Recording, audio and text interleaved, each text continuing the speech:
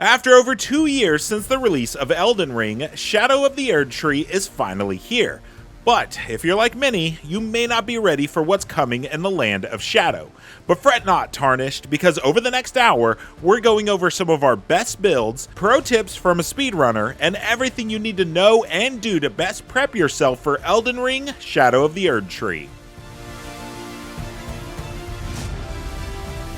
First, let's get you better prepared for the next Elden Ring adventure with our list of things to do before diving into Shadow of the Erdtree. Dearest Mikola. Elden Ring Shadow of the Erdtree is fast approaching, and there are a number of things you should do to prepare for the DLC and its many new challenges. In a game as big as Elden Ring, that list could practically go on forever, so we've condensed this video down to 9 main tasks. These are based both on what we know is coming in the DLC, as well as speculation from the community about some of the greater challenges and new bits of lore that may be in store for us in the Land of Shadow. Also, it's important to state that this DLC is not intended for brand new players. Just reaching the new content in Shadow of the Erdtree requires you to have cleared some difficult mid to late game encounters. If you're an Elden Ring newcomer, consider checking out our other guides for combat tips or things the game doesn't tell you. For the more experienced Tarnished out there, let's do this. The very first thing you need to do to prepare for Shadow of the Erdtree is make a choice: to start the DLC with a save file from a standard playthrough, or witness one of the game's endings and go in with New Game Plus. Only you can make that decision, but here are some things to consider. If you decide to go in with a totally new character, you'll need to do everything on this list, rather than just double checking what you've already cleared. The upside is that you could discover a fresh, fun build to take on the new challenges in the DLC. We'll talk more about builds in a bit. If you've finished the game but not converted that save into a New Game Plus run, then you should already have pretty much everything you'll need to start Shadow of the Erdtree with your best gear already equipped. If you do decide to play the DLC on New Game Plus, remember that it makes all parts of the game harder by its very nature, giving enemies more health and greater attack power. The flip side is that they'll grant more runes, which you can use to further increase your own power, but that's the consideration you have to make before even starting on the path toward the DLC. Hand in hand with New Game Plus is the question of what level you should be before taking on Shadow of the Erdtree. It's important to note that the DLC will introduce a new separate leveling system. Without knowing the details of that, this is really a question of maximizing your level within the base game. You should also grab yourself a few larval tiers if you decide to respec based on new encounters in the DLC. See the first link in the video description if you need help tracking down a few. We don't currently know if there will be more in Shadow of the Erdtree, or if the new leveling system will have an additional method of respecking. Regardless, most players will find themselves above level 100 as they near the end of the game. Taking on optional bosses like Mohg or Millennia, for example, is only recommended if you are in the 120s or 30s. If you have yet to clear every mini-dungeon, or if you've left a few great enemies alive, now's the time to take care of them. If you're looking to boost yourself quickly, we do have an updated rune farming guide you can use to get those numbers flowing. This might also be a good reason to go into the DLC via New Game Plus if you're considering it. That way you can fight the demigods for tons of runes and a second helping of their remembrances. Speaking of bosses, there are 2 you must defeat before you can start Shadow of the Erdtree. The first is General Radahn. We're not exactly sure why this is a requirement for the DLC, but director Hidetaka Miyazaki has confirmed as much. Radahn is not the first demigod we recommend taking on with any fresh character. At a minimum, you want to be above level 60, but preferably in the 70s. If you do go to Redmane Castle early, be prepared for heavy resistance around and inside the fortress. However, if you progress through the game and reach the Altus Plateau before visiting the castle, it'll actually be completely empty. In either case, you'll still have to face Radahn in one of the game's most epic and memorable fights. The other boss you must beat is Mohg, Lord of Blood. Confronting him in Mohgwyn Palace is a long and involved process, so we're going to refer to our guide on the fastest way to access the DLC for all the details there. But remember, there are a few branching paths that lead there. First, there's an online PvP and an offline PvE version of White Masked Vare's questline. Once you've communed with the Two Fingers for the first time, he'll appear at the Rose Church in Liurnia of the Lakes. The third path requires you to reach the Consecrated Snowfield, a hidden endgame area you can only access with 2 halves of a special medallion. Again, we have a whole other video guide for that, so give that a go if you need assistance reaching the Snowfield and the preceding region, Miquella's Erdtree. You might actually want to push into the Erdtree and explore that sprawling legacy dungeon more thoroughly. The tree was sprouted by Miquella, whose lifeless body now lies in an egg atop Mohg's palace. It would be good to familiarize yourself with this lore before starting the DLC, as it's going to be expanded upon in the new content. There is no shortage of information and speculation about Miquella out there on the internet, but the short version of the official story is this. Cursed to live as a child forever, Miquella grew the Erdtree as a way to remove the Scarlet Rot from their sister Millennia. Unfortunately, they were stolen away by Mohg before this process was complete. Their corpse remains in the egg while their spirit navigates the Land of Shadow. There is also a rumor that they are not just Miquella, but also Saint Trina, a figure associated with sleep. The saint is teased at the end of the Shadow of the Erdtree trailer, so we're expecting to learn more about this in the DLC. In the meantime, if you are brave enough to explore the whole Erdtree and take on Miquella's guardian sister Millennia, you can learn more about their sibling relationship. Good luck with that. She's known for being one of, if not the toughest fight in the whole game. We do have a boss guide in the description that can help.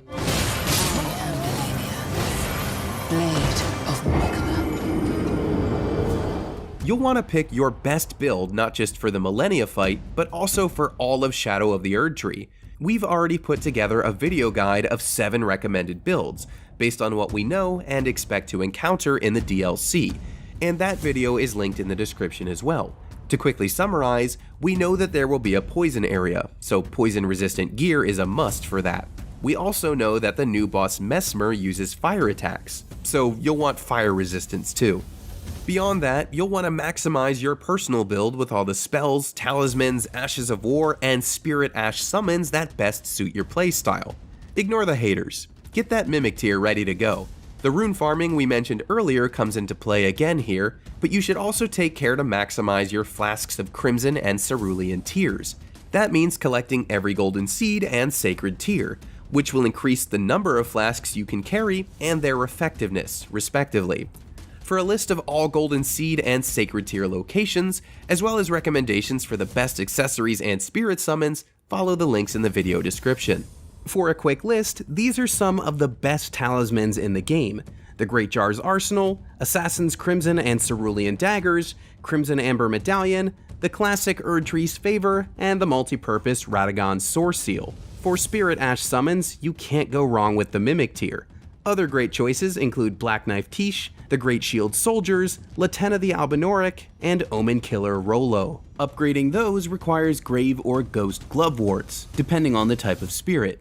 You can occasionally find these out in the world or inside catacomb dungeons, but you can also buy them once you visit the Twin Maiden Husks at Round Table Hold and hand over certain bell bearings. Glovewort Picker's Bell Bearing 1 is your prize for clearing the Windham Catacombs on Mount Gelmir.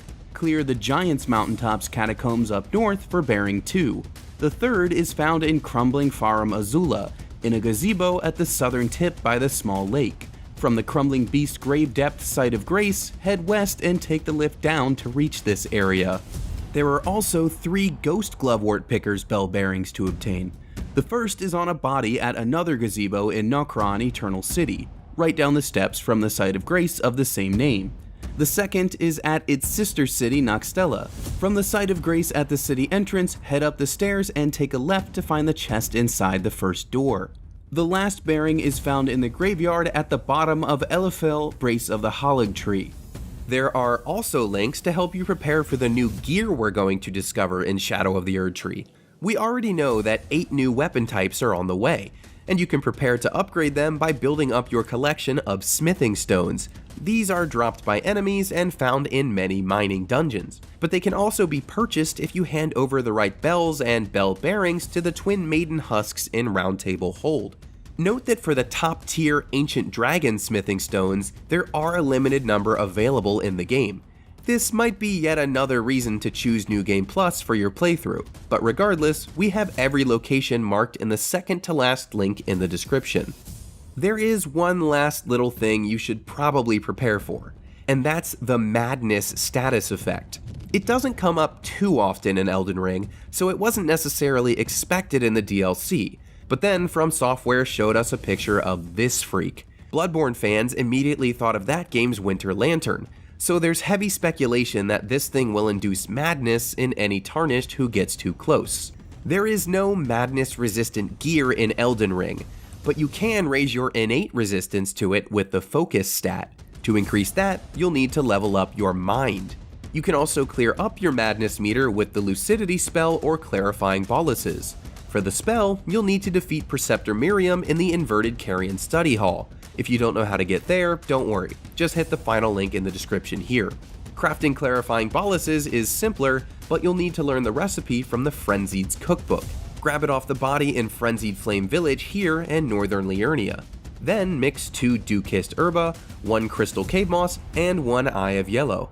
If you haven't come across any of those in your travels, you can always go for the Lucidity Sorcery. It's worth it to save your sanity. Getting around Elden Ring's vast map may be a little tricky, even more so if you haven't played the game in a while. That's okay, because we got you covered, and we have the most optimal route that will have you giving Miquella a high five in no time. Elden Ring's only expansion is fast approaching, and in true FromSoft fashion, the method for accessing it will be a bit obtuse. We're here to make sure you have everything you need to start Shadow of the Erdtree when it launches. To even begin Shadow of the Erdtree, you need to take out one of the game's most difficult bosses, Mohg, Lord of Blood. We already have full area and boss guides on Mohg, and a video on how to best be prepared for Shadow of the Erdtree. So even though we don't recommend going straight to the DLC access point at a very early level, we'll just use this video to go over the necessities of how to get to the right place to start it, and we'll point you to our other walkthroughs for the big sticking points. We know from interviews from Famitsu and others with the game's director, Hidetaka Miyazaki, that at least 2 bosses need to be defeated to access the DLC. Star Scourge Radahn, whom you can fight after accessing the Altus Plateau or completing a section of Ranni the Witch's questline, and the aforementioned Mohg, after which you need to touch the arm coming out of the cocoon behind Mohg. We don't know if any more steps will be necessary until the DLC actually launches, but this guide will present the quickest way to getting past these 2 hurdles that have been explicitly mentioned. Mohg makes a lot of sense, since the access point for the DLC is in his boss arena, but we don't know exactly why Radahn needs to be defeated yet. Since beating him causes a change in the world state, it's most likely something to do with that. If playing on a fresh save file and not in New Game Plus, we recommend following our story walkthrough up until Mohg, or at least using some rune farming exploits that we've gone over in our video on how to level quickly, a few of which we'll detail later. Shadow of the Erdtree should be comparable to in-game content, so rushing to it on a fresh save file without any grinding may set you up for a world of hurt. If you've already played through Elden Ring and want to get to Shadow of the Erdtree on New Game Plus, you can feel comfortable beelining it to Radahn and Mohg much faster, especially since the map will be easier to navigate without having to obtain the individual map fragments again.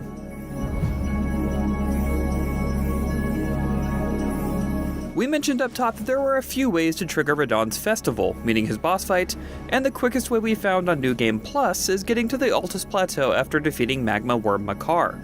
The other method for getting to the plateau, which may be the easier way on a fresh save file, is to find both halves of the Dectus Medallion in Forts Height and Faroth respectively, using the Grand Lift of Dectus, and activating the first Sight of Grace. You can run straight through these forts without fighting to grab the medallion halves, but it'll be a bit harder to find your way to them without first filling in the map with map fragments. We found it quicker to beeline it to Makar to force your way onto the plateau, but the choice is yours if you'd rather use the medallion.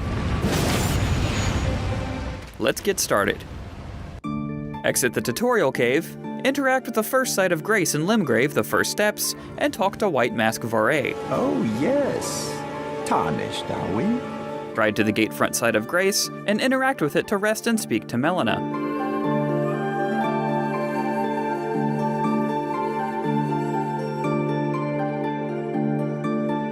If this is a New Game Plus file, this will also be a good time to spend the runes you may have received from finishing the game. Ride through the gate to the Stormhill Shack, making sure to avoid the giant troll who will land in the plaza.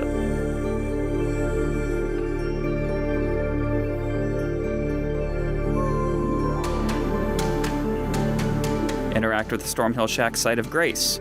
Continue riding north under the bridge to bypass Stormvale Castle, head off for the left side of the bridge as it comes to the end, and follow the path around to the left, and then to the right as it enters a tunnel hugging the cliffside. Continue on this path until you enter Liurnia and interact with the lake-facing cliffs side of Grace.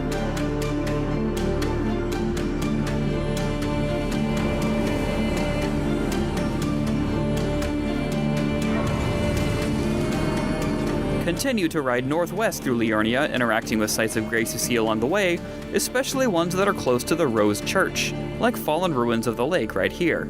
You'll need to come back to the Rose Church later, so it's a good spot to remember. Continue around the west side of Raya Lucaria and enter the ravine to the north of Liurnia, and activate the ravine side of Grace. Make sure you look out for giant lobsters and some lightning bolts on the way.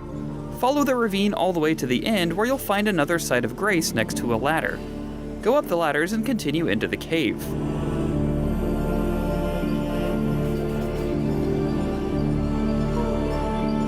Take the ladder up to the left, take the first right once you enter a big open room, and go up the elevator. Continue forward as the path bends to the right, and take the second left when you see the wooden stairs on the right. You'll come out the other side and see the new ruin-strewn precipice side of Grace. Continue up the elevators and ladders as you ascend the cliff, but look out for bats and harpies along the way. It's hard to get lost here if you just keep moving up, just be careful of your footing so you don't fall off the side. Eventually you'll come to the ruin-strewn precipice overlook side of Grace, right outside the boss room.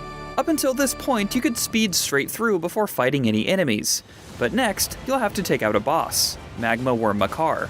This can be difficult if you're playing on a fresh save file and haven't spent any time leveling, but it's still doable. Makar's attacks are very telegraphed, so stick to his side, pay attention anytime he rears up, and be ready to roll towards him when he attacks with his sword to power through with your invincibility frames. Give him space when he walks and spews lava, and continue to move perpendicular to his path to stay out of his way, and wait for him to repeat this attack once or twice. Once you're close, he'll also crane his neck 90 degrees and spit lava to the side, but this is easy to avoid if you see it coming. After hitting 50% health, he'll stand up on his hind legs and set his sword on fire. You'll have to be much more careful of his big swings, as many of them are likely to kill you in one hit, and some of them are more delayed than you'd think. It can be tricky to learn the timing. If you're finding this fight too difficult on a fresh save, we recommend leveling up using one of the exploits we explain in our How to Level Quickly video, such as grabbing this bleed weapon, the Morning Star from this carriage in the Weeping Peninsula, killing the sleeping dragon at this location so its brood dies, and running back to the site of Grace before the big dragon disappears so it respawns and you can kill it again to repeat the process. After using this exploit to level a bit, Makar should go down much more easily.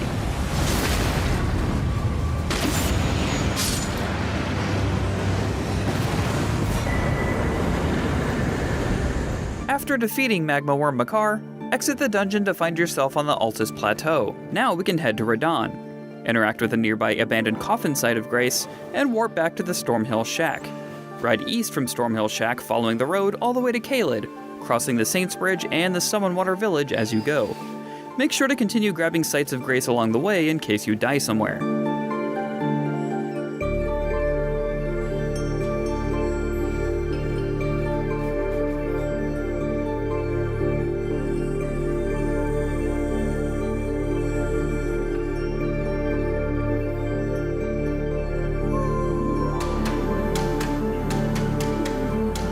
Right along the main road in Caelid to the southeast to reach Redmane Castle. It's a bit of a long ride, but not too bad.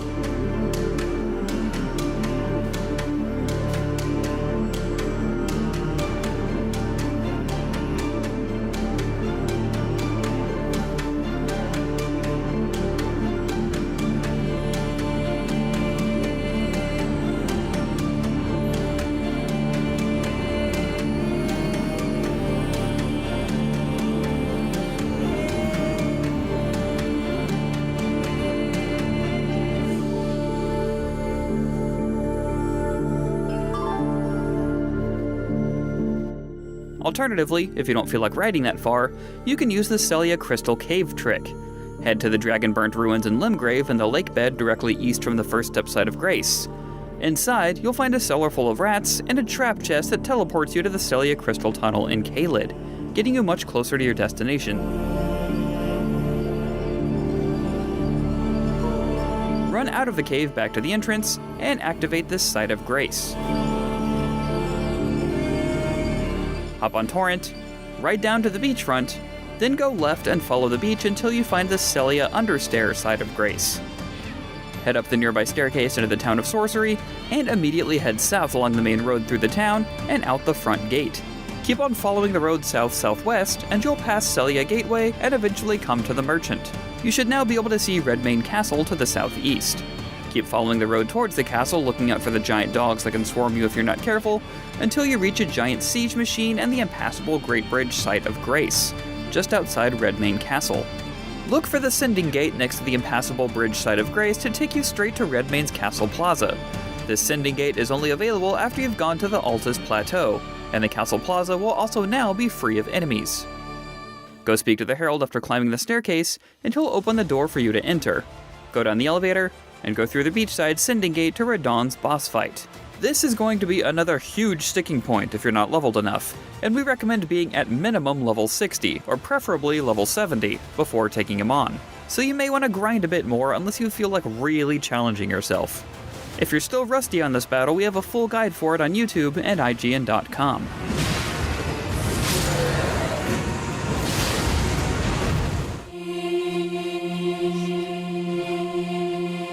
Alright, one part done.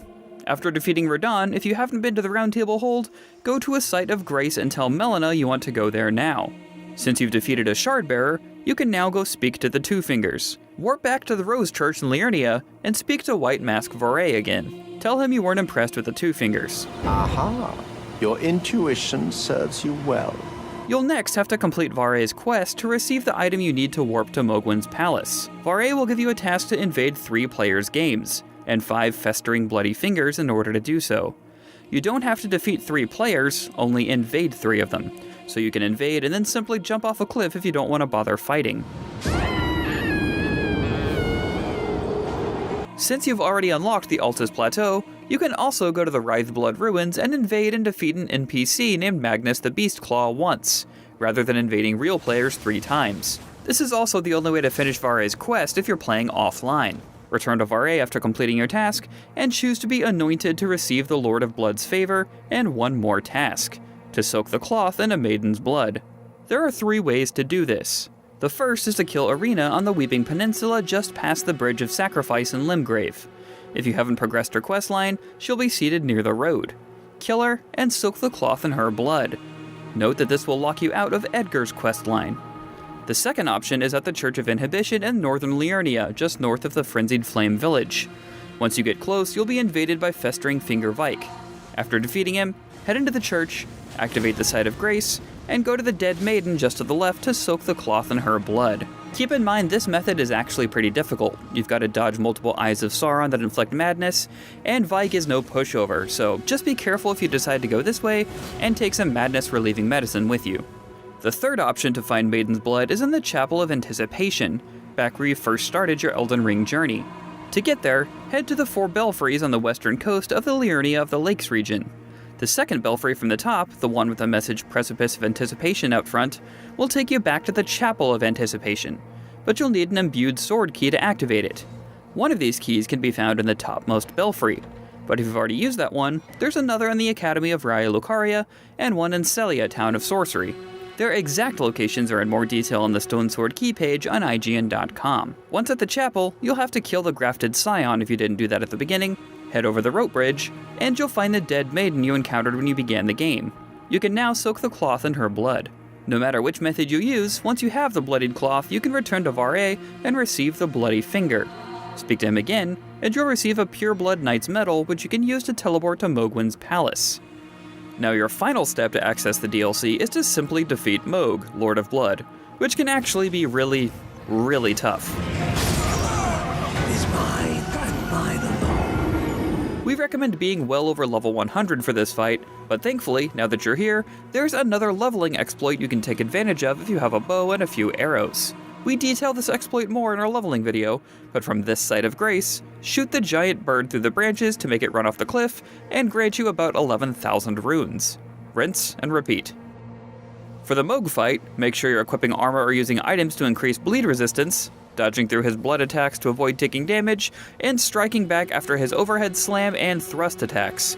He has massive range on his melee attacks, so you'll need to learn their weird timing, as he usually hesitates before the swing. There's a lot more to this battle, including a second phase, and an item you can pick up in the subterranean shunning ground that will stun him for easy damage, but we have a full tutorial for the battle if you're having trouble and want to check our video guide on YouTube.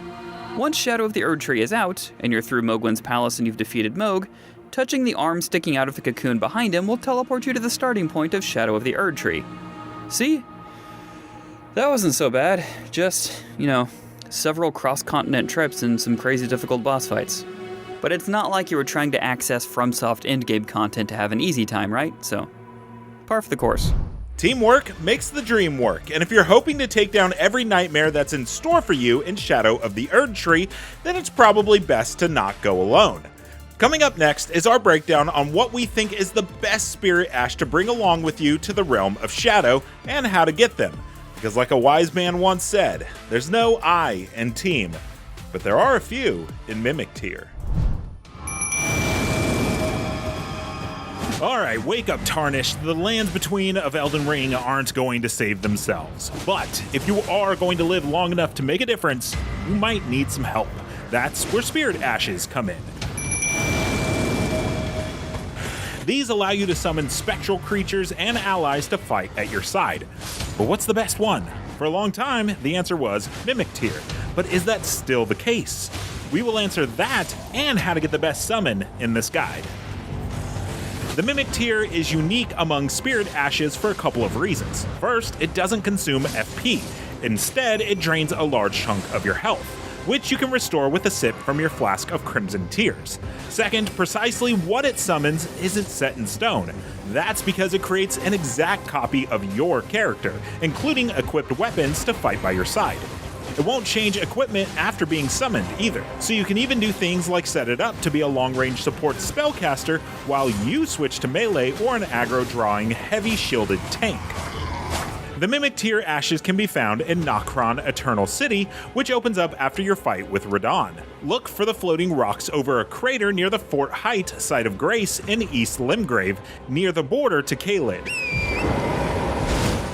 Once there, use your trusty steed Torrent to help carefully jump from floating rock to floating rock until you reach an entrance to this structure. Jump down a few stories and you will reach the rooftops of Nokron. From there, follow this path.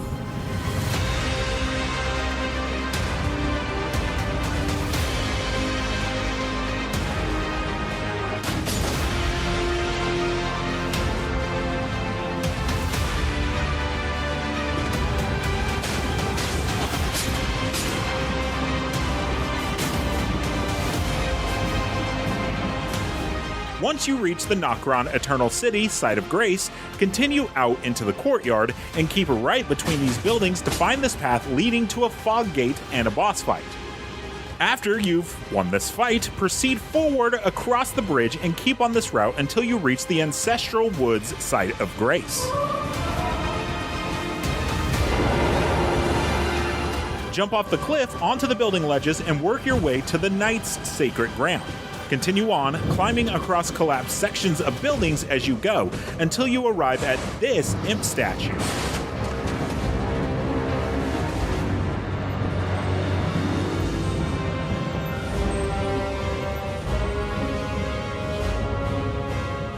Offer a Stone's Word key to pass through the barrier.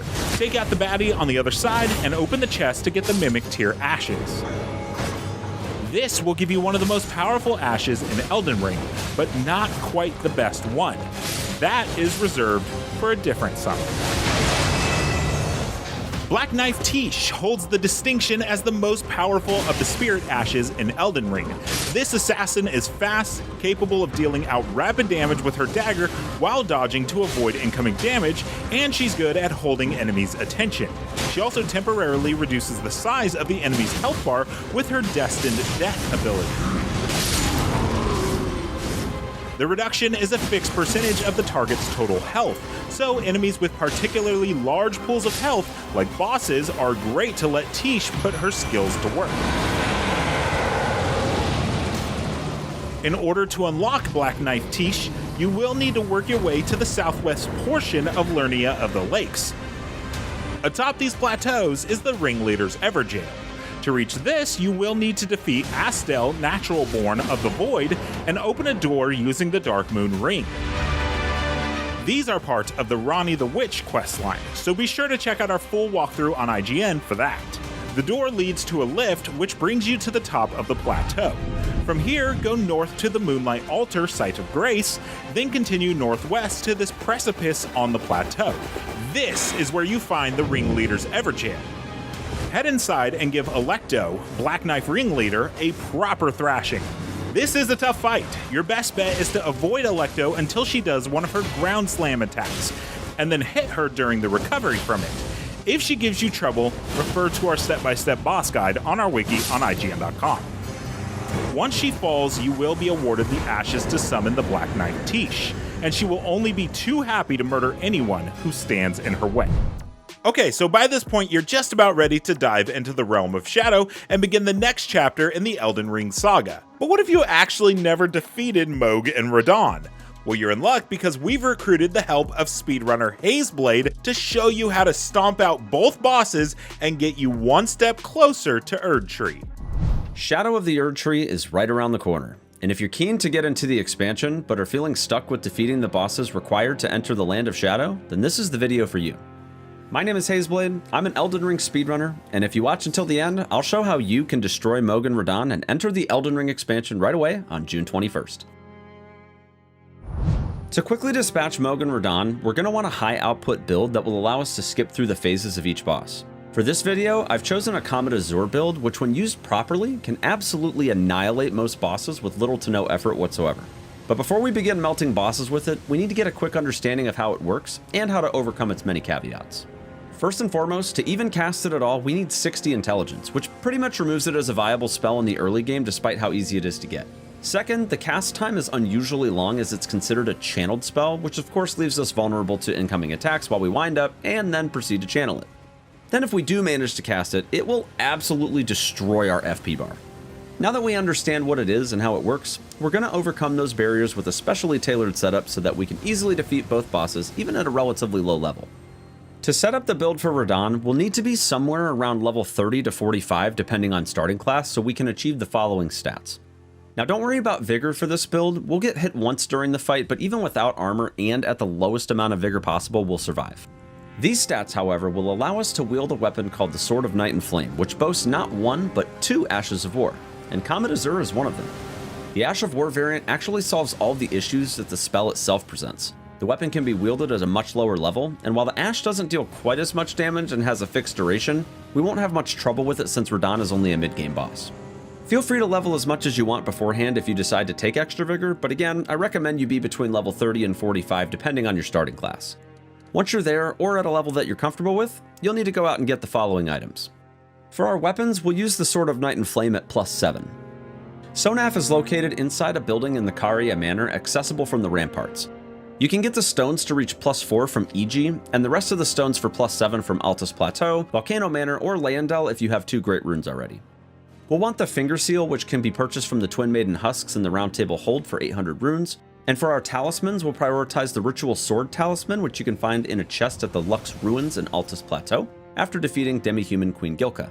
We'll grab the Graven School Talisman found behind an illusory wall in the Academy of Raya Lucaria just before the Debate Parlor, and we'll also want the Blue Dancer Charm, which you'll get by defeating the Guardian Golem at the High Road Cave in Limgrave. And finally, we'll get the Magic Scorpion Charm, which is obtained by giving Celavis the Amber Starlight as a part of his questline. If you're locked out of the quest to obtain this talisman, you can kill Alexander for the Warrior Jar Shard, or grab any other talisman that gives you extra stats or damage and stack it with Godric's Great Rune. For our flasks, we'll want at least 1 flask allocated to the Flask of Cerulean Tears, and inside of our Physic Flask, we're going to want the Cerulean Hidden Tear and the Magic Shrouding Crack Tear.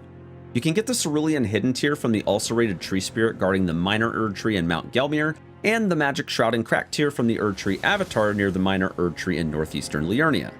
The only actual spell we need for Radahn is Golden Vow, which can be found at the Corpse Stench Shack at the end of the path near the Broken Bridge to Mount Gelmir. And as for additional items which are totally optional, we can get Godrick's Great Rune, which is recommended if you don't have the Magic Scorpion Charm. Of course, you'll also want some rune arcs to go with that. You can also grab the Spellblade set, which you can actually get from Rogier early by enlisting with Ranni. We do this anyway for the Magic Scorpion Charm, so it should be fairly convenient, but keep in mind, we can do this fight without armor. The Spellblade set boosts sorceries if you want to have armor on, but just remember that by adding equip load, we reduce the efficacy of the blue Dancer Charm. So all this really does is offset some of the damage we're losing and gives us a small amount of armor. And finally, you'll want some larval tears, at least 3 if you're changing builds for this guide. Once you've collected these items, head over to Radahn's fortress in southeastern Caelid, get naked, and prepare for battle. Before entering the teleporter, cast Golden Vow and two-hand the Sword of Night and Flame. Immediately after entering, mount up on Torrent while moving directly away from Radahn and keep dashing until he despawns. If done quickly enough, the gravity arrow he's trying to shoot will also despawn. From here, it's safe to approach him. Radahn should fire an arrow out into oblivion, put away his bow, and switch to his Star Scourge Greatswords. While approaching him, drink a Cerulean Flask, and after reaching the open area past the summons, strafe on Torrent until Radahn performs this attack. When he uncrosses his arms, move directly towards him, and once he lunges, perform a dismount strong attack, immediately followed by a Comet Azure. Get close to him and between his legs while he picks up his swords, and as soon as he lifts his leg, cast another Comet Azure. He'll start phasing now, which is our cue to strafe left around his legs until he bangs the hilts of his swords together. Once this happens, drink the Physic Flask and immediately follow up with another Comet Azure. If timed correctly, he should pull us in with his gravity spell as soon as ours ends. Now when he does this, it can go one of 2 ways depending on how we're positioned. If we stay close to him after he pulls us in, he'll follow up with a Slam, which can be avoided by getting behind him and performing a Comet Azure, which should have built enough stagger on him by now to break his posture. Simply follow up once more with Comet Azure, and he's dead. The other thing that can happen is if we're not close enough after he pulls us in, he won't follow up with the Slam, and he'll run away and go ride a Comet of his own and try to kill us. If that happens, don't worry. We can carefully reinsert ourselves next to him as he lands and finish him off while he's trying to summon his pet rocks. And that's it. We've bested Radahn and are well on our way to entering the Land of Shadow. But we still have one more boss to kill.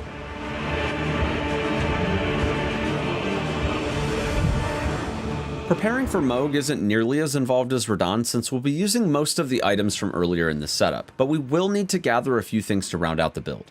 For starters, we'll need to be high enough level to push all the way to 60 intelligence, which is level 50 to 61 depending on starting class, before we acquire the following items. At this point, we will need 2 Great Runes for the Shackle, but since we've defeated Radahn, we already have one of them. We'll be using the actual Comet Azure spell for this one, which can be found by interacting with Primeval Sorcerer Azure past the Hermit Village in Mount Gelmir.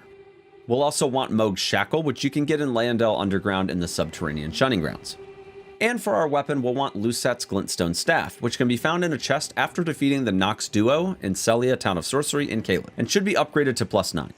If you've already defeated Morgott in your playthrough, you'll have a lot more options as far as getting your Somber Smithing Stones 8 and 9, but if you haven't defeated Morgott yet, you can get them from the Dragon Barrow in Caelid. We'll also need one more spell for this build, which is Terra Magica. You can find that after defeating the Crystallian bosses at the end of Academy Crystal Cave and taking the elevator up to Raya Lucaria Academy. We'll be using the same talismans as before, but if you have the Graven Mask talisman from the Consecrated Snowfield, you can use that instead of the Graven School talisman or the Magic Scorpion charm if you were locked out of the quest to obtain it. We'll also use the same tiers in the Physic Flask, of course, and don't forget to memorize the spells that we just got. You'll need 4 total memory slots for these spells, and since we start with 2 and we're already doing Sullivis's quest for the Magic Scorpion charm, we can get the one in his tower for free, and we can also buy one at the Round Table Hold for 3,000 runes. If you'd rather use those runes for something else though, feel free to get the memory stones from any of the towers or by defeating the Red Wolf of Radahn in the Academy of Raya Lucaria. Just like Radahn, we can do this fight naked, so once you've got your build ready, two-hand your staff and enter the boss arena. Now, if you haven't triggered this boss before, I highly recommend you quit out after triggering him the first time so you can start further away. After entering the Fog Gate, take roughly 15 steps forward and cast Terra Magica and immediately follow up with Mohg's Shackle. While he's down, drink the Physic Flask and start channeling Comet Azure. From there, all you need to do is continue channeling the spell and watch Mohg's health rapidly deplete while he mindlessly counts down his death in Latin.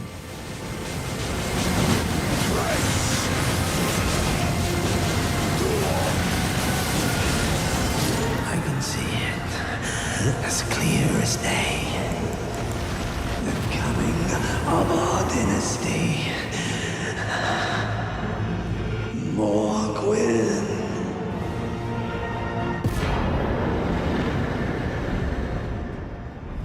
Are you having a hard time deciding what gear set you want to take with you into the realm of Shadow? Or maybe you're just bored of your current loadout and want to try something new?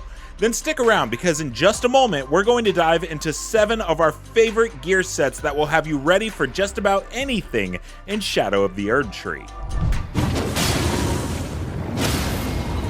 Elden Ring's Shadow of the Erdtree expansion will soon take root, and if you are looking for a sturdy build to carry your Tarnished through the Shadowlands, we've got you covered. We've put together 7 practical builds based on what we're expecting to encounter in the DLC, one for each of the Great Runes. As stated, most of these builds are based on what we've gleaned from the trailer and already had confirmed by From Software. What you won't find on this list are some of our previous build guides, including PvP, Mage, and Bleed. You'll find links to all of those in the video description, in case you want even more suggestions for how to build your character. The ones in this video will be fun and practical, with a little bit of fashion souls sprinkled in for good measure. We've also thrown in a few meta builds from the community, for those looking to min-max with certain weapons or spells. So whether you're a mage or a melee fighter, there's something for you. This first build works for both types, because it's all about your armor and accessories. Right after saying that the sky is blue, director Hidetaka Miyazaki confirmed that Shadow of the Erdtree will have a poison area, so you need to be prepared. The best armor for that area would be the Mushroom set, which has a massive immunity boost of 243. You can find it inside Seethwater Cave on Mount Gelmir, after you've opened the dungeon with 2 Stone Sword keys. Once you drop down the poison waterfall, hang left to make your way into the upper part of the room you just exited. Follow the ledge until you can make a right, and you'll find a chamber with several mushroom people praying to one of those giant flowers. The armor set is on a body next to it. The Spiral Horn shield confers a similar boost to your immunity. You'll find it on a body immediately south of the Mausoleum's Lake in eastern Liurnia of the Lakes. We've marked it on the map right here. For further boosts, you can use talismans, like the Immunizing Horn Charm. Follow the river that runs due south from Noxtella Eternal City, and you'll find it in a giant ant nest. The modeled necklace has the same effect, and since both variants are actually found in related places, we'll show you where to get the +1 version. It's on top of the Hollowhorn grounds in Nokron Eternal City. These areas are accessible during Ranni the Witch's questline, which is simply too involved to include in this video. To get started, you'll have to clear Caria Manor and speak to Ranni at her tower behind the estate. This game-spanning quest actually leads to one of the main endings. We have a full walkthrough for the rest of it on our wiki, so hit the link in the description for all the info on that. There are also 3 easily accessible spells that will keep the poison from harming you too much. Cure Poison is the obvious one, and Brother Corrin sells it at Roundtable Hold. If you give him the Two Fingers Prayer Book, he'll also sell Lord's Aid, which has the same effect. To get the prayer book, head to the Fortified Manor in Lanedale Royal Capital. From the first floor site of Grace, go to the door on the opposite corner of the main hall. Take a right and head straight to the end of the passage to find the book on a corpse in front of the fireplace. Finally, you can use Flame Cleanse Me to deal a little bit of burn damage to yourself in order to cure poison or scarlet rot. You'll find this spell on a body at the Fire Monk camp just southeast of the Church of Vows in Liurnia.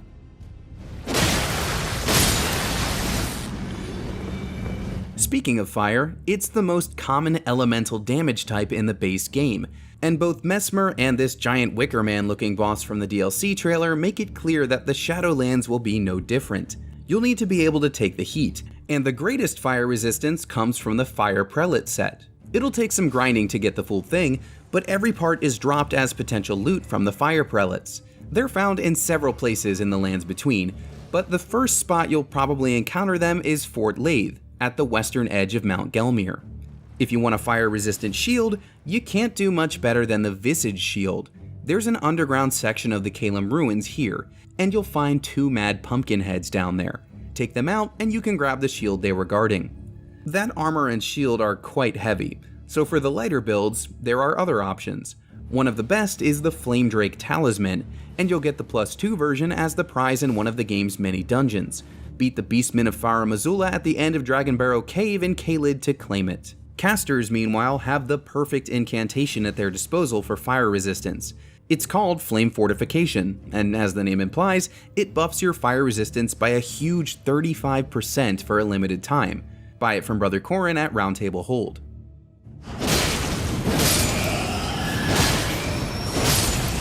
For melee fighters looking to utilize fire damage for themselves, the Blasphemous Blade is a great choice. Reddit user Geralt of Tsushima has a nice breakdown of their recommended gear, which will help you, quote, melt everything and recover HP while doing it. First things first, you'll need to beat Rykard, Lord of Blasphemy, to receive his remembrance. That can be traded with Enya for the Blasphemous Blade, a unique weapon with fire infusion that restores health with every enemy you defeat. Equip Rykard's Great Rune to increase the effect. You can also use its Taker's Flame ability to restore health as you deal more fire damage. To take this even further, pair it with the Erdtree seal in your other hand. Head to street level from the prison town site of Grace in Volcano Manor.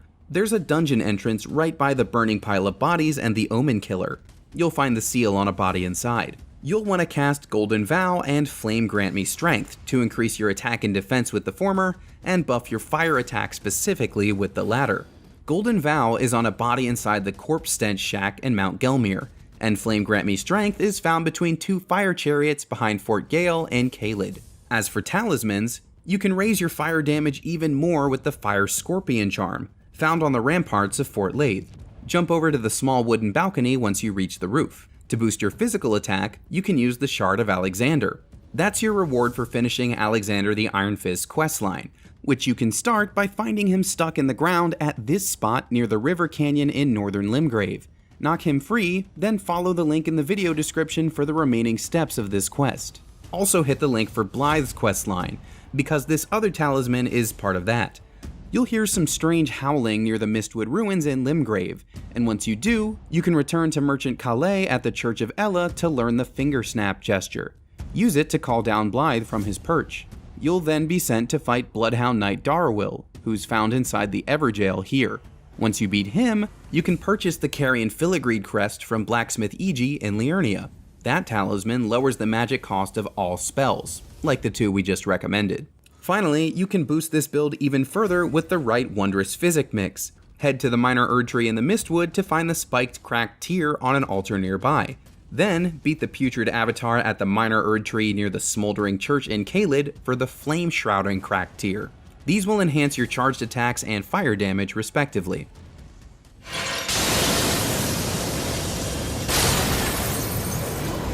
On the other side of the coin is ice damage, and any casters looking to cool the flames of Messmer can do so with a Frost Mage build. Reddit user Thovit has a solid setup that couples ice spells with a bit of melee. One of their go-to spells is Adula's Moonblade, a powerful late-game sorcery that slashes forward and fires off a blast of cold air. You have to defeat Glintstone Dragon Adula to get it, and she'll fly away from the Three Sisters to the Cathedral of Manus Celis after your first battle with her. To get there, you'll have to complete Ronnie the Witch's questline, as linked earlier in this video. Carrion Slicer is a similar spell, slashing forward with a magical blade. You can buy it from Muriel, Selen, or Celavis after handing over the Royal House Scroll. To get that, head to this enemy camp in southeastern Limgrave. There's a body by the sorcerer on the ledge that's holding the scroll.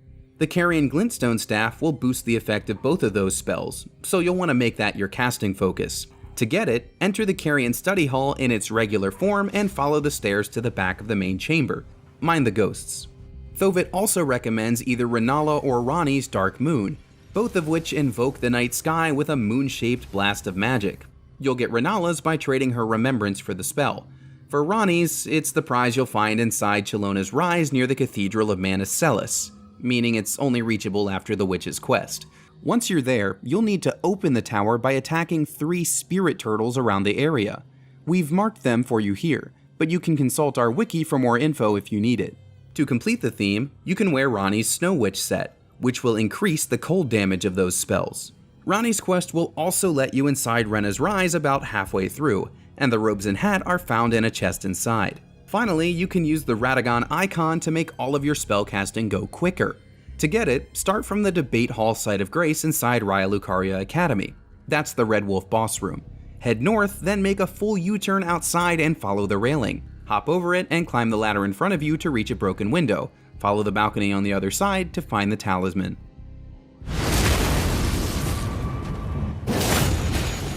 Mesmer is called the Impaler, and that definitely sounds like pierce damage to us. To prepare for his impaling attacks, you'll need a sturdy set of armor. Lionel's set has the highest pierce reduction in the game, as well as a high poise value to prevent you from being staggered. You can get Lionel's set in Lanedale Royal Capital. Head to the Lower Capital Church site of Grace and look to the body in the bed in the same room. Search it to find the complete set. To further boost your defense, you can take your pick of any talisman with a defense bonus, really, but there's one we would recommend. The blue feathered branch sword cuts the damage you take in half when you're below 20%. Beat the Deathbird east of the War Master's shack in Stormhill to get it.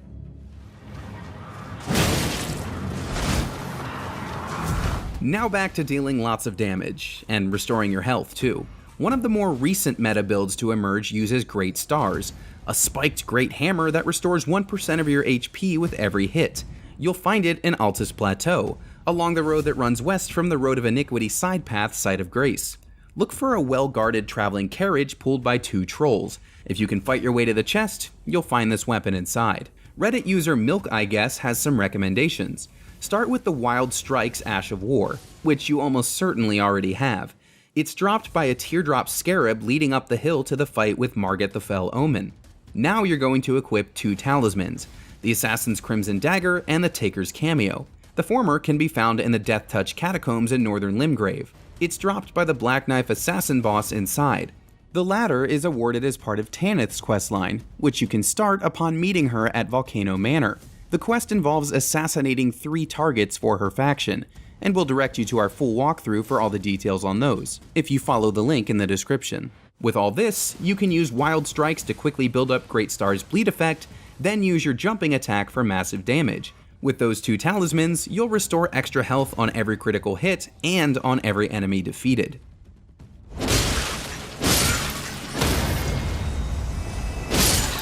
Finally, we have one for the Fashion Souls players, an Erdtree themed build.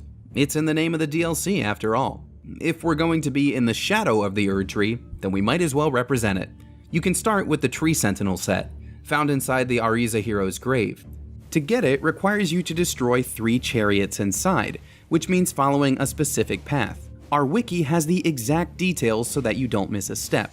Just hit the link in the description. And the final link is for the Fringe Folk hero's grave, in which you'll find the Erdtree's favor. You'll find it in a hidden lower section of the Fringe Folk hero's grave, if you drop off this spot at the second chariot ramp and make a U-turn. Melee fighters can also grab the tree spear in a carriage at the southern tip of the Broken Liurnia Highway Bridge, and they can get an Erdsteel dagger from Kenneth Height after clearing out Fort Height on the eastern edge of Limgrave. He's found along the road to the Mistwood. Need a shield? Take out the 2 tree sentinels at the grand entrance to the capital along the southwestern portion of the city wall. You'll get the Erdtree Great Shield for doing so. If you want a bow, you can get the Erdtree bow in the city itself. Start from the Erdtree Sanctuary site of Grace and climb the route outside the eastern door to reach the second floor. Head back outside through the next door, jump to the roof to the west, then jump through the broken window to find the chest containing the bow. There's some great Erdtree inspired magic for the casters out there too. We've already told you where to get the Erdtree Seal and Golden Vow incantations earlier in this video, and you can find Blessing of the Erdtree right next to the Queen's Bedchamber site of Grace in the capital. That's a great spell for regenerating your health for a full minute and a half. And with that, we've given you some recommended builds for Shadow of the Erdtree. Some are practical, some are more meta, and some are just plain fun. What's a Souls-like game without a giant sword? Up next is our Greatsword build guide that'll help you smash your way through any obstacle in your way, and more importantly, let you unleash your inner guts or Cloud Strife fantasy, just minus all the sadness. Check it out.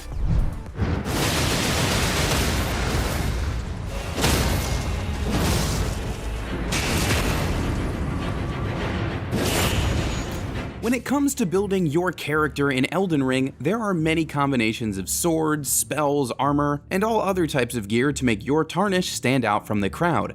For those who like to swing big heavy blades to feel like Guts or Cloud Strife, there's the great option of a Greatsword build. You might have even heard it called an Unga Bunga build by the Elden Ring community. By the late game, you'll be able to swing oversized swords with one hand and crush your enemies with stagger-inducing charge attacks. This guide will show you how to get there. To swing a greatsword requires a balance of strength and dexterity, so your best bets for a starting class are the hero, warrior, vagabond, or samurai. Focus on strength and dexterity as you level up, but there are some other stats to keep in mind as well. For one, you're gonna need a lot of HP via the vigor stat, as well as high endurance to increase your stamina and carrying capacity. Greatswords are heavy. Even when you reach endgame status, you'll still be swinging your weapon much slower than a lot of your foes. That means you'll need to be able to take a good amount of damage, so heavy armor is also key. The trade-off is that greatswords are excellent for staggering your enemies, letting you follow up with a devastating critical hit. Charging up your weapon for an especially strong swing takes extra time, but you can't argue with the results. Let's talk about some specific swords now. Getting your hands on a greatsword can be done as soon as you start your adventure in Limgrave. It's just a few steps southeast of the Gatefront Site of Grace. Take out the soldier guarding the carriage, then open the chest for the weapon. Another early game greatsword is the Claymore, found in Castle Morn on the Weeping Peninsula at the southernmost point of the map. Starting from the main courtyard with the pile of burning bodies, head to the top of the pyre. Head past the next wall and turn right, entering the building marked by the torch. The Claymore is in a chest directly on the left inside. Getting into the mid-game, you can obtain the Maris Executioner's Sword at the Shaded Castle in Altus Plateau. Progress through the dungeon until you reach its boss, Elimer of the Briar, and defeat him to win the sword for yourself. Another option is the Blasphemous Blade, which adds fire damage to your attacks. This special weapon is what you might call a boss soul weapon, meaning it's crafted from the remembrance of the Blasphemous, which you'll receive upon defeating the demigod Rykard, Lord of Blasphemy. Once you've done that, take this remembrance to Enya and Round Table Hold to craft the sword. We can't do a greatsword build without mentioning the most famous blade across all From Software games, the Dark Moon Greatsword. However, this weapon can only be obtained at the end of Ranni the Witch's questline, which is far too involved for this video. To get started, you'll have to clear Caria Manor and speak to Ranni at her tower behind the estate. This game-spanning quest actually leads to one of the main endings. We have a full walkthrough for the rest of it on our wiki, so hit the link in the description for all the info on that.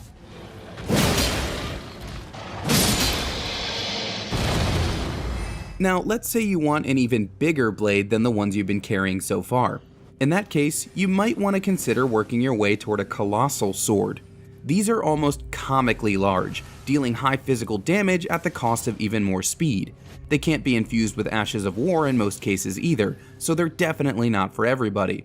Even so, a solid colossal sword could carry you through the entirety of the game as you grow into it, so there are some big payoffs. Just note that they all have very high stat requirements to wield properly. One of the first ones you can come across is the Grafted Blade Greatsword, which is directly inspired by the Iron Throne from Game of Thrones, lest we forget that George R.R. Martin teamed up with From Software to write the Elden Ring lore. You might not ever get your hands on the Winds of Winter, but you can get this greatsword in Castle Morn, the same place you found the Claymore. Beat the Leonin Misbegotten at the end of the dungeon, and it'll drop it. The Greatsword is not to be confused with all the greatswords lowercase g we talked about earlier, because it's actually a colossal sword, despite having the same name as an entire weapon category. Thanks, Miyazaki. Follow the road northwest from the Caelem Ruins Site of Grace in Caelid to find a carriage guarded by giant dogs. Defeat them to get the weapon inside. Also found in Caelid is the Godslayer's Greatsword. To get it, you'll need to head to the region's Divine Tower, make your way inside, and all the way down to the lowest level. Here you'll face a Godskin Apostle. After the fight, you'll find this greatsword in a chest behind the boss room. Our last recommendation is the Starscourge Greatsword, and as you might have guessed, it is made with another remembrance.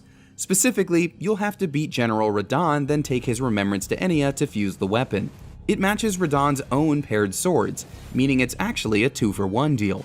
It also has the Starcaller Cry ability, which hits enemies with powerful gravity magic.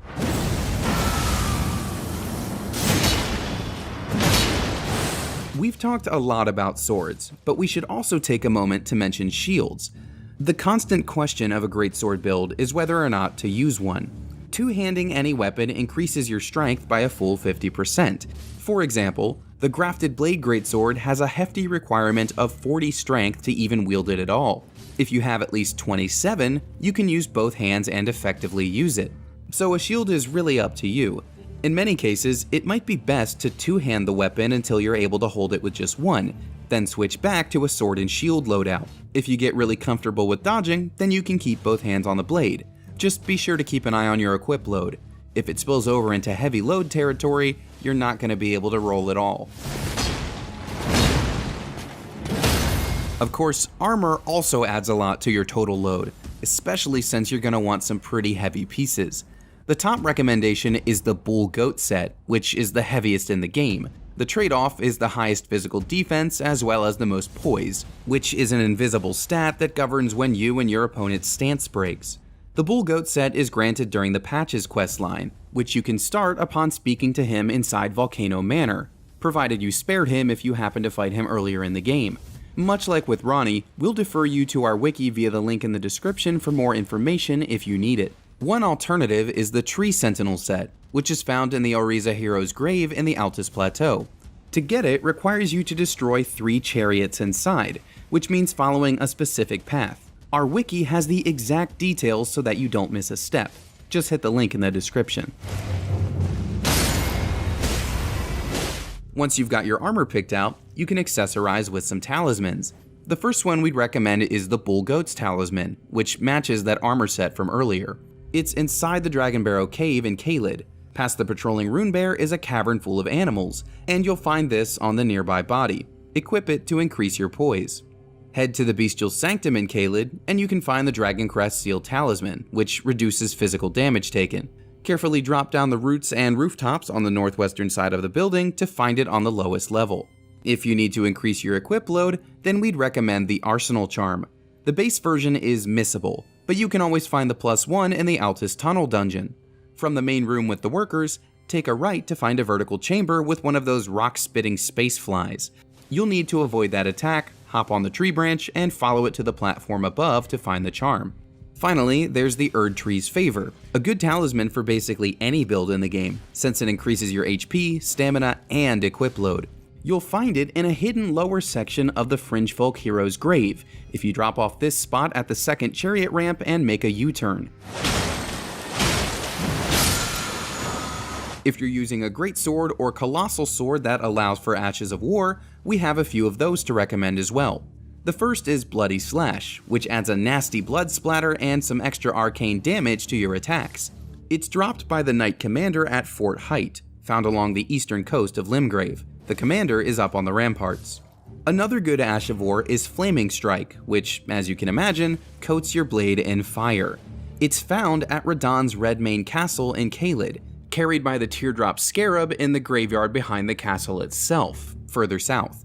Once you get back there, you can chop it down to earn this ash. If you want to deal lightning damage, then Thunderbolt is a good choice. You'll find it in the Royal Capital. Starting from the Avenue Balcony site of Grace, head downstairs and outside. Make a left and follow the railing, and you'll see another Teardrop Scarab down at street level. Beat it to get this Ash of War and give your enemies a nice shock. Finally, there are a good number of wondrous physic options for your Greatsword build, depending on which aspects you want to focus on. To temporarily increase your strength, use the Strength Knot Crystal tier. It's almost directly northeast of the Stormhill Shack site of Grace. Head that direction to find it sitting in a stone bowl near a troll. To buff your dexterity, use the Dexterity Knot Crystal tier. This one's on an island in Liurnia of the Lakes. We've marked it here on the map for you. The next 3 tiers are dropped by field bosses, and you can actually get 2 of them from the same foe. Head to the Minor Erdtree and Dragon Barrow in Caelid to find one of those gnarly putrid avatars. Beat it, and it'll drop the Opaline hard tier and the Stone Barb hard tier.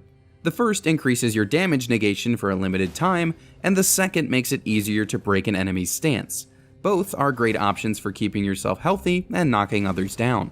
Next up is the Leaden hard tier, which prevents you from being staggered yourself. To get that, you'll have to beat the Ulcerated Tree Spirit in Mount Gelmir. It's guarding the Minor Erdtree there. Finally, you can increase your maximum equip load for a limited time with the Winged Crystal tier. It's in the capital outskirts, along the wall to the north. Don't mind the snails. But do keep in mind all these tips for your Greatsword build. This guide has covered all the recommended weapons, armor, and accessories to make this melee build the best it can be. There's a ton of different build combinations available in Elden Ring, and while experimentation and the trial and error of finding out that right build is half the fun, sometimes it's worth just taking a leap of faith and diving headfirst into a single build. Up next is a comprehensive guide on an incredibly powerful and versatile build that is completely built on, well, faith. Let's check it out. When you start your journey through the lands between, you'll have many questions about finding the perfect build. From colossal swords to magic beams and more, it could seem like an endless number of possibilities. One great option is Faith, which may very well be the most versatile build type in all of Elden Ring. Whether you want to run a full pyro build like you did in the days of Dark Souls, or take down bosses in a single strike of red lightning, Faith has plenty of great options to choose from. With 3 elemental damage types and some of the best buffs in the game, you'll have a seemingly endless damage ceiling. And we're going to be showcasing mid-game builds. We're also going to showcase late-game builds, and we're going to show you how to get strong early too. This is Matt with IGN, and this is the IGN Faith Build Guide to help you through Elden Ring. To make a great Faith build, you'll need a starting class with the right stats. The 2 best options are Prophet and Confessor. If you're planning on running incantations only, the Prophet is a great choice that starts with high faith. And if on the other end of that you decide that you want to use weapons throughout the lands between that are faith-based, the Confessor class may be a better option, which starts with some strength and dexterity as well as 14 faith too. They are both great options.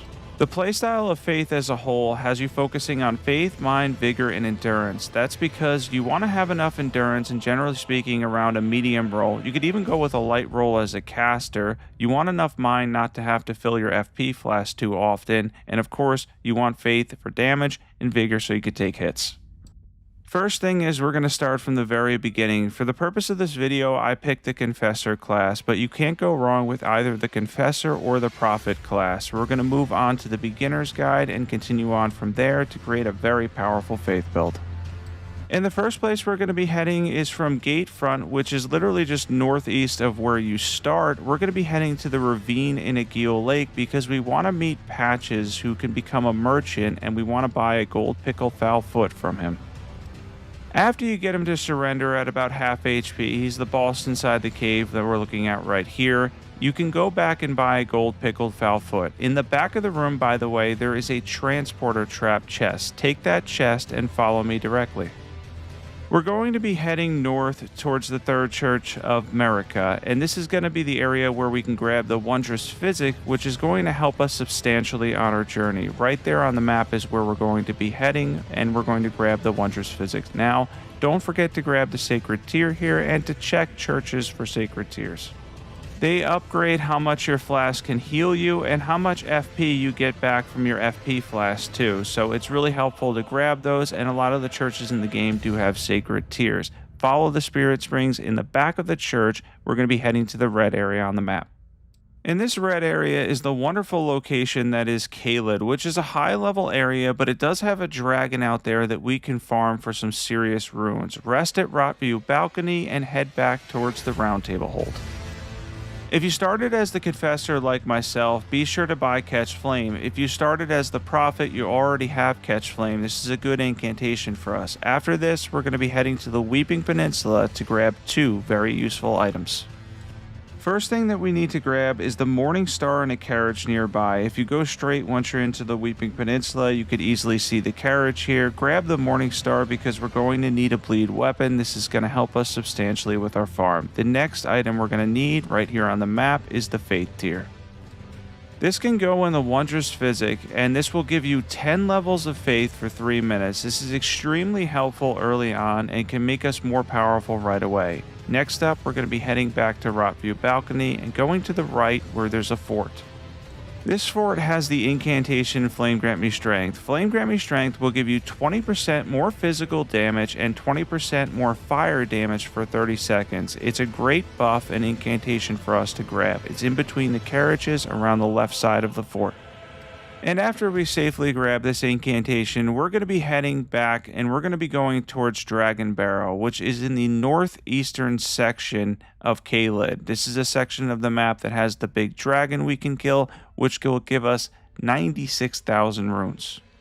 You're going to be moving on forward through Dragon Barrow until you reach the big dragon, because we want to get behind the big dragon. We want to grab that Site of Grace, and then of course we want to be able to take him down too with our bleed weapon that we grab. The Morning Star is going to be really helpful for us. After we use the map here, I'm going to show you directly where to go. And there it is by the second Erdtree in Caelid. We're going to take down this big dragon with the Morning Star, and if you use a gold pickled foulfoot towards the end of its HP bar, it will net you 96,000 runes in total. This is going to help us ultimately make a really strong early game faith build, which is an important part here because it's going to make the early game a little bit easier for us. And by the time we get to the mid game and late game faith builds in this video, you're going to be surprised with the amount of damage you're getting. So for the beginner's guide here, I am going to show levels a couple times, and I'm going to show them now if you want to follow along, but this is what we hit in terms of our levels. After this, we're going to be going back to Gatefront, and we're going to be moving towards Stormhill Shack, which is north of Gatefront. Now, there's an important NPC here, so be sure to talk to her, because you could end up with the jellyfish summon too. But also importantly, be sure to grab the stone sword key that's here, because we're going to need this later on. And next up, we're going to be grabbing the Golden Vow Ash of War. This is where it's located on the map in Limgrave. You have to take out this knight to grab it. You could throw it on a dagger, and it'll give you an extra buff that stacks with Flame Grant Me Strength, giving you 10% more attack and defense. Next, at the Church of Ella, you can go back here now and talk to Rani the Witch, and you can grab the Spirit Calling Bell as well as the Lone Wolf Ashes. This could be really helpful going forward in terms of taking on tough bosses, so be sure to grab these. And next up here on the map, I want to show you where to get smithing stone wands. Early in the game, you could farm the enemies in here as well as on the walls. You can grab smithing stone wands. That'll help you upgrade your materials. Next up, we're going to go to Castle Ward Tunnel, and we're going to get ready with buffs to take on Margit and head into Stormvale Castle. So I want to show you a nice buffing order that you could use, because as you move throughout the game, Faith has some of the best buffs in the game. Make sure you have Catch Flame equipped as well as Flame Grant Me Strength, and make sure you have the Faith tier in the Wondrous Physic. Now for our buffing order, we want to use the longest duration stuff first. So we're going to drink our tier first, then we're going to cast Golden Vow on a dagger, then use Flame Grant Me Strength. Fill up your FP after. And now you're ready to take on Margit, the first boss of Elden Ring, who could be a challenge for most players. For me, the best bet here is to mix in Catch Flame with the straight sword that you started with if you're using the Confessor class, as Square Off does a lot of poise damage. By the way, you can also get Margit's Shackle, which is an item that could stun the boss twice in the first phase from patches in Murkwater Cave. It's helpful. Here's where we get our powerful early game build, Black Flame. As you move through Stormvale Castle, you'll come across a courtyard full of enemies. Down the set of stairs to the left is a stone sword key door. Be careful of the rats in the area. Behind this door is the best early game seal available in the Godslayer seal. You'll also be able to net yourself the book for Black Flame, where you'll be able to get the simple Black Flame Fireball, which is actually one of the best incantations in the game because it does a good amount of fire damage as well as percentage damage too. Between the 10% damage boost to Godslayer incantations that the seal offers and the fact that it's a very good scaling seal at lower levels, this makes it for a perfect early game Faith build, and we're going to get stronger from here.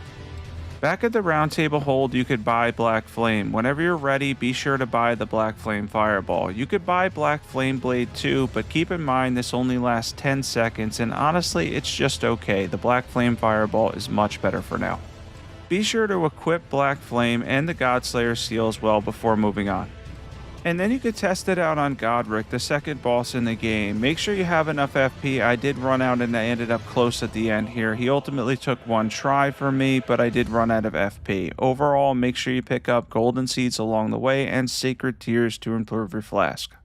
If you need help with this boss, Nefeli can be talked to not far from actually where you walk into the fog door. If you just turn around and keep going on the left side, you can talk to her and she becomes a summon that can help you with this boss fight. And Godric can be a little bit tough too. I personally find Margit to be a little bit more challenging because he's more erratic, but Godric got me down to the wire here and it ended up being a relatively close fight overall. Keep in mind that summon's available, and you can also use your Lone Wolf Ashes too. If you want to continue to follow my levels, this is what I chose to do with the runes after Godric. These are the levels as we're moving into the lakes. Shortly here, by the way, we're going to be at the lakes right now. We're going to start moving towards grabbing items for the mid-game. After you've conquered Stormville, you'll end up at a new area called Liurnia of the Lakes. This is a very large area where we'll be grabbing items along the way as we move towards the mid-game, which I consider about the Altlist Plateau. We're going to grab a lot of items that can make us more powerful. Don't forget the Sacred Tear in the church on the way down. And once we get down to the Liurnia of the Lakes, we can really start to work towards making our build more powerful. The first thing here on the map is we're going to grab the Jellyfish Shield. This can increase our damage by 20% when we're using incantations. And that could be a huge bonus for us. That 20% damage increase is huge in the early game, and as we work towards getting 20 strength and 14 dexterity, that's going to be really helpful. Next up, you can grab the Lightning Book in the eastern section by the Artist Shack, which gives us lightning incantations. And you can trade any of this stuff in at Corrin at the Round Table Hold, or here on the map at the Pastor Turtle Pope, who never moves, by the way, so he might be the best option to trade your books in, and you can buy stuff like Electrify Armament, Lightning Spear, and Hone Bolt. Next up, we're going to go to the second tree avatar in the Liurnia of the Lakes because they're going to drop the Holy and Lightning tier for us, which is hugely helpful for Faith builds because they increase Lightning and Holy damage by 20%. It can go on your Wondrous Physic. I just wanted to show the whole strat here. I was using Catch Flame on the tree avatar around level 40, 45 or so, and it wasn't too difficult at all because the trees take extra fire damage. All the tree avatars in the game take extra fire damage, which is really helpful when fighting them.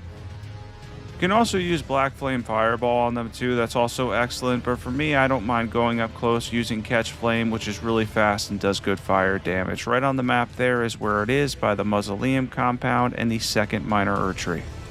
The next useful item to make for a powerful Faith build is the incantation Howl of Shabriri. This will give you a 25% generic damage buff, and it is a body buff, much like Flame Grant Me Strength. This is helpful though because it doesn't apply just to physical damage and boost everything in total. You do take extra damage when you're using Howl of Shabriri, so be aware of that. You can't stack it with Flame Grant Me Strength either. There it is on the map there at the Frenzy Flaming Tower. The next good item that you can grab is at the first tree avatar in Caleb. This one's a little bit out of the way. We're going to grab 2 items in Caleb, but this now should be easy to fight. Between Black Flame and Catch Flame, you should be able to take the first tree avatar. It's the easier one, and this will net you the Flame tier, which once again is really helpful because it's part of our 3 elemental damage types, right? We've got the Holy tier now, we've got the Lightning tier, and now we're going to have the Flame tier here in a second.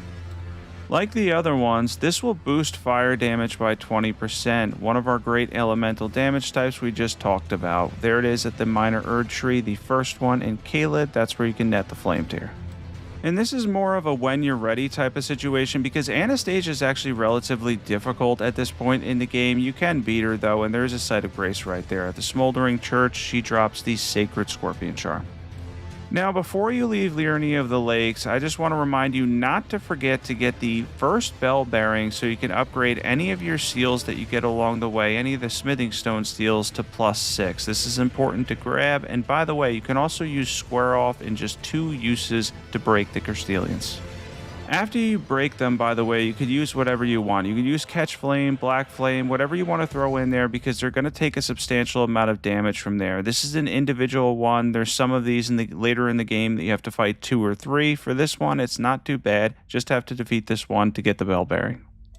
As you can see, I eventually switched to Black Flame because it ended up doing a lot of damage to them. Now, we're going to show on the map here where to grab this. This is important to grab this. Do not forget this item before you leave the lakes, as you'll need it to upgrade some of your seals.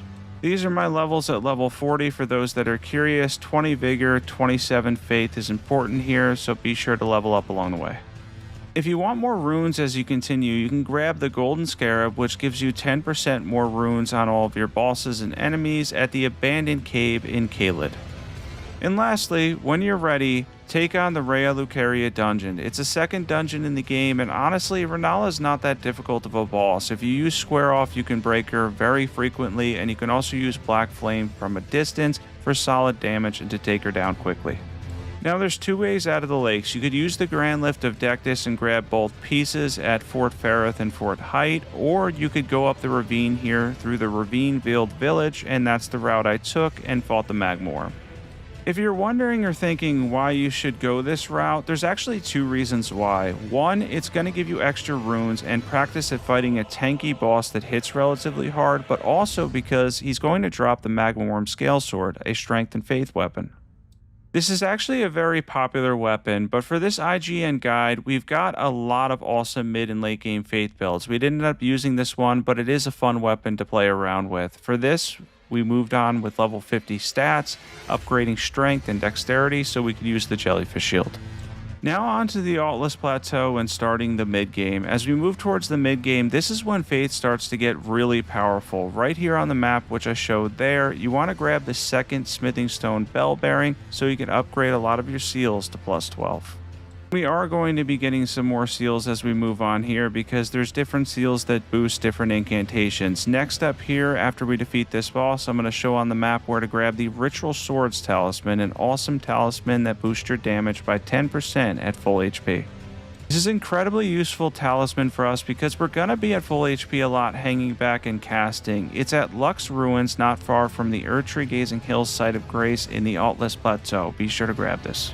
The next talisman we recommend at IGN for a faith build is the Godfrey icon, which boosts your damage by 15% when you're using chargeable spells and incantations and when you charge them. This is where it is on the map. Next up is the Lightning Scorpion Charm, which boosts your lightning damage by 12% at Windham Catacombs. When you move up to Mount Gelmur, you can get the Fire Scorpion Charm, which will increase fire damage by 12%. There it is on the map there. It's at the top of this fort. You have to jump over the side here and grab it near this ghost, and it is very helpful for fire builds. Next up is the Golden Vow Incantation. I'll show it on the map again real quick. This is where you grab it, and by the way, Anastasia will invade you a second time here. Next up, we recommend defeating Radahn at Redmane Castle. Speaking of which, there is a portal in the fort to the right of Rotview Balcony. That same fort has a portal to get there. You can use the summons easily and gain a lot of runes. Next up here on the map at Mount Gelmur, you can grab the Erdtree seal. This is a seal that's weightless and is very good at high faith. At lower levels, we do have some better options, but we recommend grabbing this one too. Another recommendation we have for right now before we head into the mid-game builds is to take on the second tree avatar in Caelid because he can give you a defensive tier that's quite good, but he also, more importantly, can give you over 100,000 runes with the Golden Scarab. This could be incredibly helpful for your build as we move forward. Next up, to get the Blasphemous Blade, you will have to take on Rykard at Volcano Manor. Lucky for you, it's relatively a gimmick boss fight overall, and grabbing the Serpent Hunter, especially if you have the Mimic summon, can make it very easy. The Blasphemous Blade is hands down possibly the best weapon in the entire game, and you can get this at Volcano Manor working through the dungeon. Be sure to hand this in to Eni at the Round Table Hold, as you're going to want to grab the Blasphemous Blade as soon as possible. It is an amazing weapon. Next thing we recommend getting, although this boss can be a little bit tough if you're using Black Flame, decently fire resistant, is Scouring Black Flame, which can add on to your Black Flame build, and you can also grab Black Flame Tornado on the Godskin Peeler. And now it's time for our mid-game showcase, where we're going to show off different builds, 4 different builds. We're going to show the stats, equipment, everything that you need to know for these ones too, and what we recommend here at IGN. For a mid-game Black Flame build, the best possible setup is to use Scouring Black Flame up close or for larger targets, and then when you back off, use the simple Black Flame Fireball in combination with the Jellyfish Shield for a lot of damage. Yeah, for the mid-game, this is a solid one. Between the percentage damage and the fire damage, you'll be taking down bosses pretty easily using a setup like this one. We're going to go over equipment, stats, everything you need to know for a mid-game Black Flame build. And for our mid-game Black Flame build, we have the Broadsword, we have the Godslayer Seer plus 12, we have the Jellyfish Shield, same set of armor on, Ritual Swords Talisman, Fire Scorpion Charm, Godfrey Icon, Flame Tier, and Faith Tier. Before we do the lightning showcase, be sure to grab the Gravelstone seal in the capital. Now we're at the capital, which is pretty much the mid-game. You're going to want to grab this seal since it boosts your lightning incantations, dragon cult incantations by 15%. And this is exactly how you get to it. From the west capital rampart site of Grace, you're going to continue moving forward, and then you're going to go over the side, the left side facing the gargoyle, and once you get down there, there is a knight. The knight that's on the ground will drop the Gravelstone seal. And now for our mid-game lightning build, the lightning caster build. This uses a combination of lightning spear and honed bolt. Lightning spear is chargeable, by the way, and boosted by the Godfrey icon, and honed bolt, after you use it, can be spammed for quick damage. At the end here, we will be using honed bolt to finish off Godfrey Golden Shade. This isn't too tough of a boss fight either if you choose to use lightning, as Golden Shade has 0 lightning resistance. In the end, absolutely an effective way to take him down, and a way we recommend here at IGN. We are going to show the lightning build, stats, equipment, everything you need to know for this awesome mid-game setup. And for our mid-game lightning build, we have the broadsword once again. We're using the Gravelstone seal and the jellyfish shield. We have the same armor set on that we started with. We have the Ritual Swords Talisman, Lightning Scorpion Charm, Godfrey Icon. We just got our last talisman spot, and we have the Lightning tier and Faith tier too. The next one before we do our holy mid-game build, right here on the map is where you can grab the Black Knife. We want to grab the Black Knife, which is at the middle dungeon in the Altless Plateau, and you have to defeat the Black Knife Assassin that's outside to grab this, and this does a lot of holy damage. The Ash of War scales entirely with your Faith stat. Alright, now let's show off the Black Knife build in the mid-game. A very good option for the mid-game, doing percentage and holy damage. One of the best holy options for the mid-game is the Black Knife, and you're going to see we get substantial damage out of this weapon's Ash of War.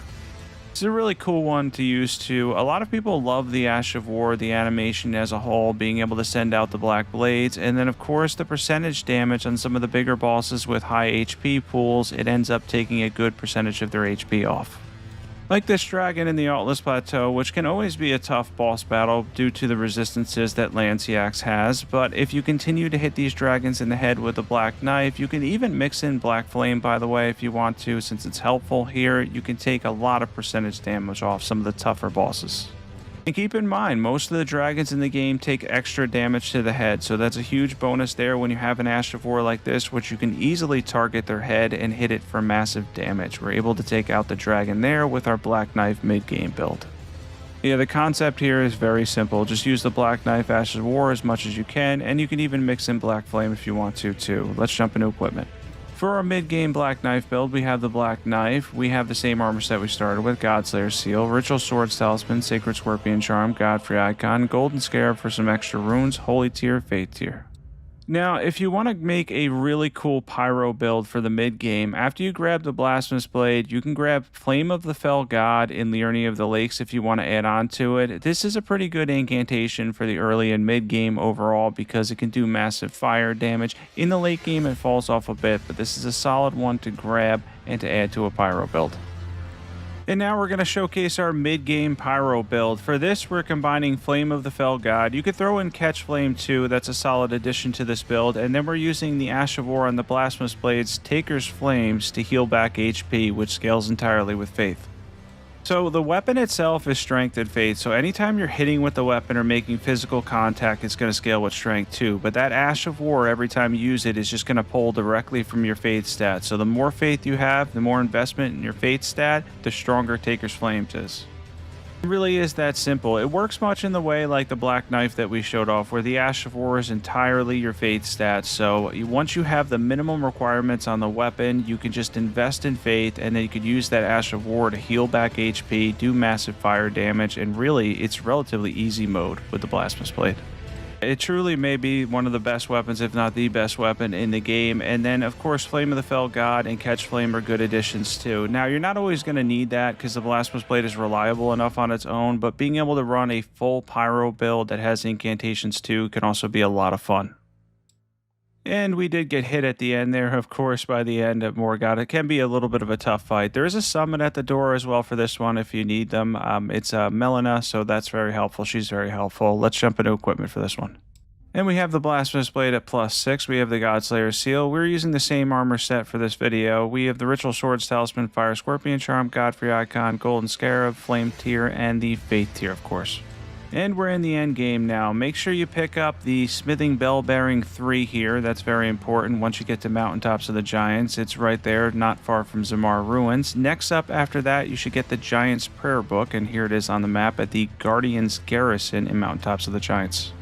And don't forget about our friend the Turtle Pope, who has made a few appearances in this video. We're going to hand him the Giant's Prayer Book, and you can grab 2 very good incantations in Flame of the Fell God and Giant's Flame Take Thee. These are solid additions.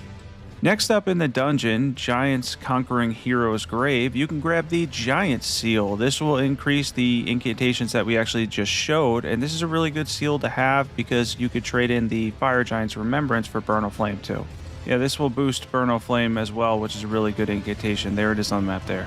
And after you take down the Fire Giant, our recommendation at IGN is to use it for Burn o' Flame, his Remembrance. Don't forget you can duplicate it and get the other one, which is a whip, but the Burn o' Flame incantation's much better. Next up is the book for Ancient Dragon Lightning Strike.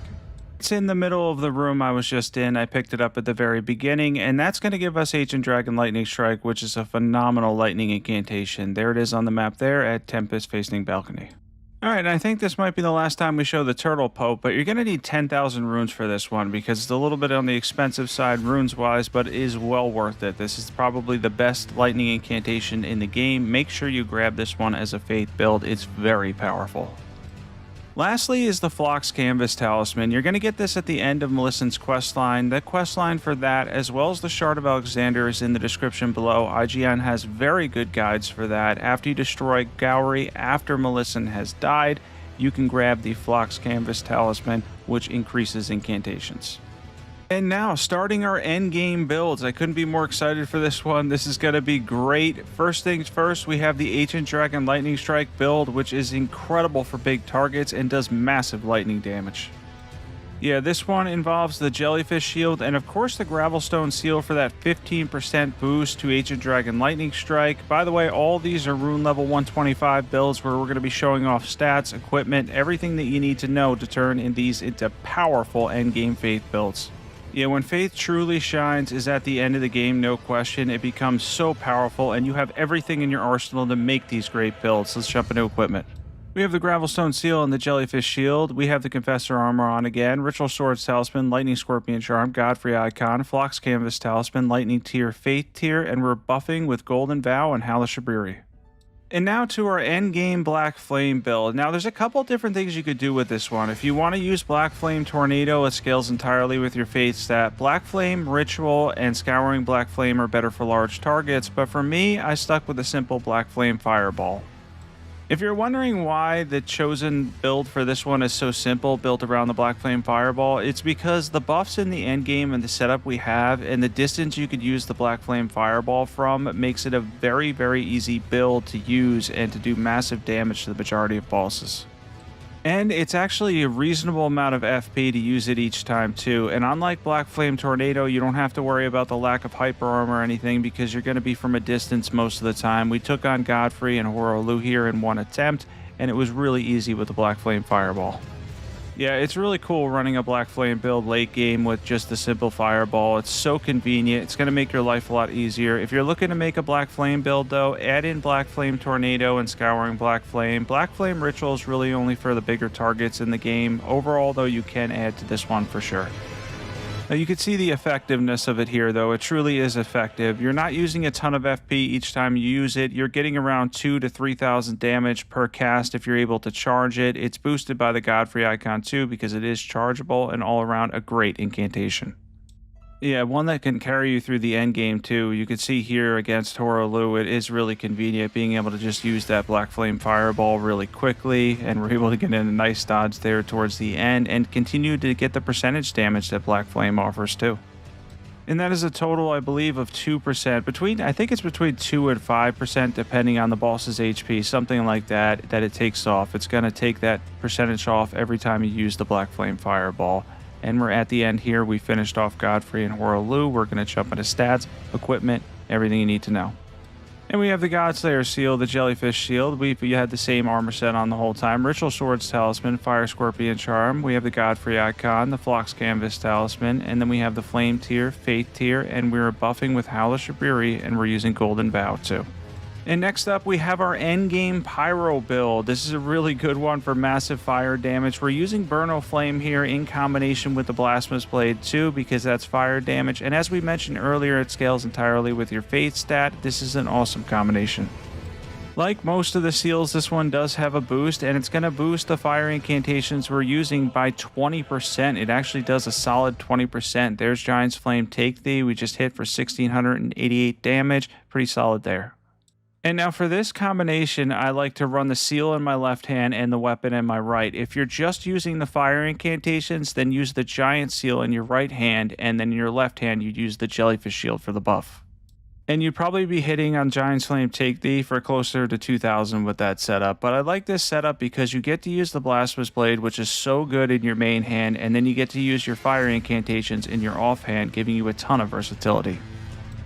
Out of all the ones on this list, the one we recommend the most at IGN is this build right here, because the Blasphemous Blade is so easy to use. If you're ever struggling in Elden Ring, this weapon could be perfect for you. Add in fire incantations and you can have a lot of fun with it too. Yeah, try this one out. Try these endgame builds out. You're going to be shocked with the amount of damage you can get. We have the Blasphemous Blade, Giant Seal. We have the same armor set on. Ritual Swords Talisman, Fire Scorpion Charm, Godfrey Icon, Shard of Alexander. That quest is in the description. Flame Tier, Faith Tier, Golden Vow, and Howlish Abiri. And now into our endgame Holy build. Now, out of all these, Holy isn't the best damage type in the endgame because it is highly resisted by some of the late game bosses, but there is a great combination you can make that does a lot of percentage damage in using the Black Knife and Black Blade incantation. If you have high faith, the Black Knife and Black Blade incantations do massive holy and percentage damage together. If you're a strength and faith build, the Black Blade sword is a great option. Both the Black Blade weapon and incantation can be gained from remembrance of the Black Blade. Don't forget you can duplicate remembrances at the bell towers when you bring them down, and you can end up getting both weapons. So in this case, you can grab the incantation and then you can grab the weapon and try it out later too, because the weapon's a lot of fun to use as well. But if you're going for high faith, the Black Blade incantation's the better option.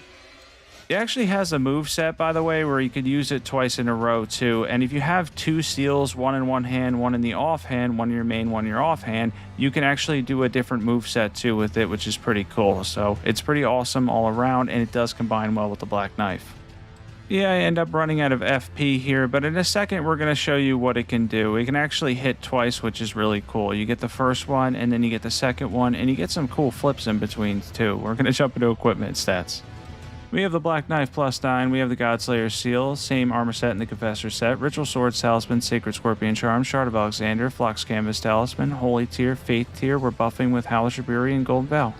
Something we want to mention real quick at IGN, when you're playing Elden Ring, which is an amazing game, and it can be a massive game and intimidating at times, be sure to have fun in between, do what you enjoy best, and whatever builds you like using, go with that. Use whatever you like using, you enjoy using, and keep the game fun. And of course, with all the great options available for Faith, you'll be taking down bosses and enemies easily. Even with Elden Ring being a challenging and big game, you'll be taking them down pretty fast with the amazing builds that Faith has to offer. And that's all for now, Tarnished. All that's left for you is to give Miquella a handshake and make your way into Elden Ring's Shadow of the Erdtree DLC. If you still want more Elden Ring content, don't miss our review of Elden Ring Shadow of the Erdtree, and for even more comprehensive coverage, tips, and walkthroughs, be sure to check out our guide for the game on IGN.com. And of course, for everything else video games, keep it locked on IGN.